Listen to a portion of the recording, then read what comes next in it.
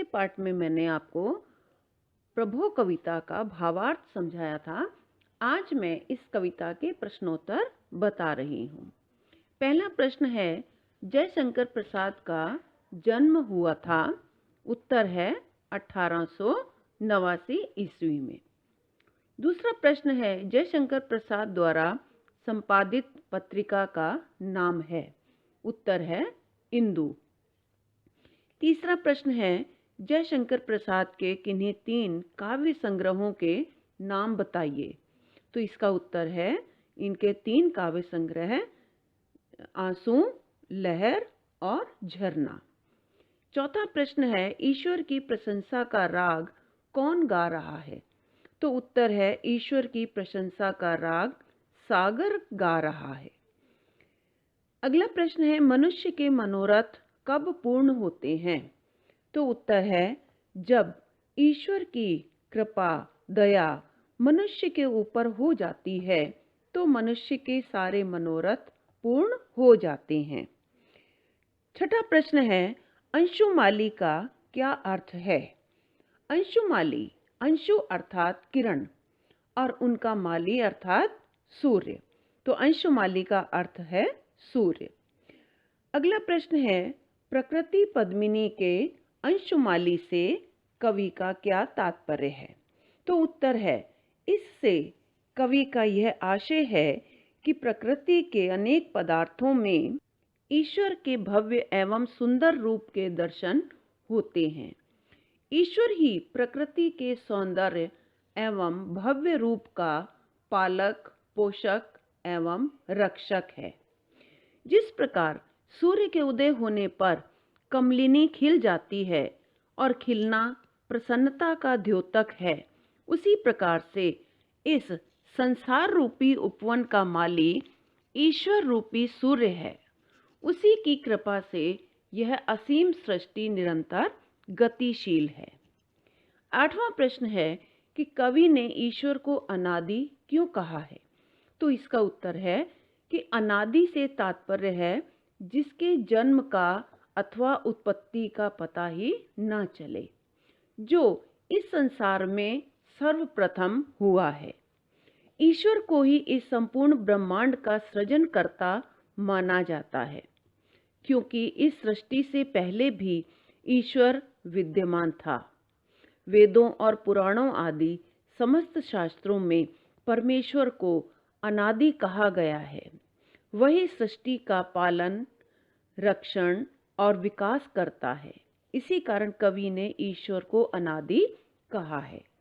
अगला प्रश्न है कि यामिनी में अनूठा पता कौन बता रही है। तो उत्तर है कि यामिनी अर्थात रात्रि में, यामिनी का अर्थ रात्रि होता है, तो यामिनी अर्थात रात्रि में आकाश में जगमगाते हुए असंख्य तारों की ज्योति ईश्वर के अद्भुत स्वरूप का संकेत कर रही है। जिस प्रकार रात्रि में अंधकार होने पर दीपक के प्रकाश में वस्तुएं दिखाई पड़ती हैं, उसी प्रकार रात्रि में तारे रूपी असंख्य दीपकों के प्रकाश से ईश्वर के विशाल मंदिर का पता चल जाता है। वह पता अनूठा होने के साथ साथ रहस्यमयी भी है।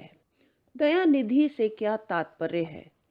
दयानिधि का शाब्दिक अर्थ है दया के भंडार। इस कविता में ईश्वर को दयानिधि बताया है, क्योंकि उनके हृदय में सृष्टि के सारे जीवों के लिए दया भरी हुई है। उनकी दया से ही सृष्टि का संचालन होता है। समस्त प्राणियों के सुख दुख तथा जन्म मृत्यु के साथ ही दिन रात का भी क्रम निरंतर चलता रहता है। ईश्वर की दया से ही सभी प्राणियों के सारे मनोरथ पूर्ण होते हैं। अगला प्रश्न है कि प्रभो कविता का सार अपने शब्दों में लिखो। तो उत्तर है कि प्रभो कविता में कवि जयशंकर प्रसाद ने अपनी भावुक वाणी में ईश्वर के विराट और परम उदार स्वरूप के दर्शन कराए हैं। कविता में कवि ईश्वर को चंद्रमा की निर्मल किरणों के समान प्रकाशमान बता रहा है। ईश्वर अनादि है, उसकी माया असीम है।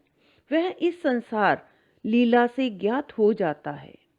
सागर उसकी अपार दया का और तरंगमालाएं उसकी महानता का दर्शन करा रही हैं। कवि ने उसकी मुस्कान चांदनी जैसी और हंसी की ध्वनि को नदियों की कलकल ध्वनियों के समान बताया है। आकाश में रात को जगमगाते हुए असंख्य तारे उस ईश्वर के विशाल मंदिर का आभास कराते हैं। कवि ने ईश्वर को इस समस्त सृष्टि का पालक एवं रक्षक बताया है। वही इस संसार रूपी उपवन का माली है। उनकी कृपा दया से ही सारे मनोरथ पूर्ण होते हैं और वही इस दया के सागर हैं। अगला प्रश्न है कि प्रभो कविता की भाषा की विशेषताएं बताइए। जयशंकर प्रसाद ने अपनी प्रारंभिक कविताओं में ब्रज भाषा का प्रयोग किया है। कुछ कविताओं में शुद्ध खड़ी बोली हिंदी का भी प्रयोग हुआ है। कविता की भाषा में जहाँ विमल, तरंग, स्मित, अंशुमाली आदि तत्सम शब्दों का प्रयोग हुआ है। इस विशेषता के कारण प्रस्तुत कविता की भाषा तत्सम प्रधान है। इनकी भाषा में गंभीरता और सरसता के साथ ही सहज प्रवाह भी है। इनकी कविता में सुंदर भावों के अनुरूप शब्दावली का प्रयोग किया गया है। भाषा अलंकृत है, साथ ही कोमलता एवं लयात्मकता भी दिखाई देती है। कुछ लाक्षणिक एवं व्यंजक शब्द भी प्रयुक्त किए गए हैं। मानवीकरण शैली भी अपनाई गई है। इस तरह प्रसाद जी की हर प्रकार की भाषा के प्रयोग में दक्षता भी प्रमाणित हो रही है। लाइक, सब्सक्राइब और कमेंट जरूर करें।